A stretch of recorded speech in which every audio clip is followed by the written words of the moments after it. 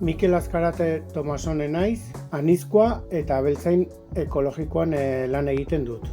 Epa, Aitor Azkarate Tomasone naiz, anitzen bizi naiz eta ja daramat hemen lanian 21 urte eta, anaia eta aitekin, hasiera batean ingin zen, jauregia esnekiak sortu.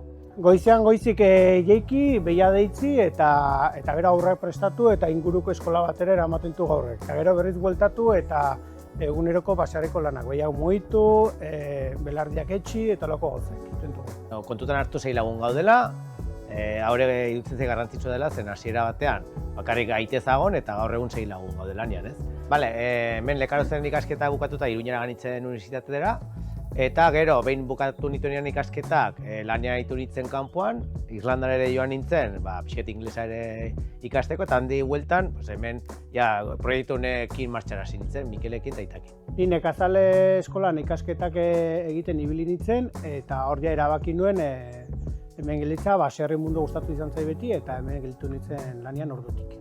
Hemen guk mantentzen dugu herri inguru hau, animalien artean bizitza hau, natura mantentzea, eta nik uste dut arras onuragarri dela nire bizitza personalerako.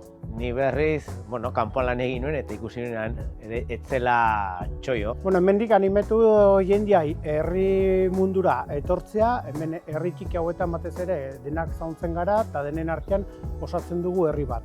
Herrian bizitzen dien horiek mantenduko dute hemengo ohitura eta kultura horrexegatik nik uste garrantzitsua da herritara mantentzea eta itzultzea.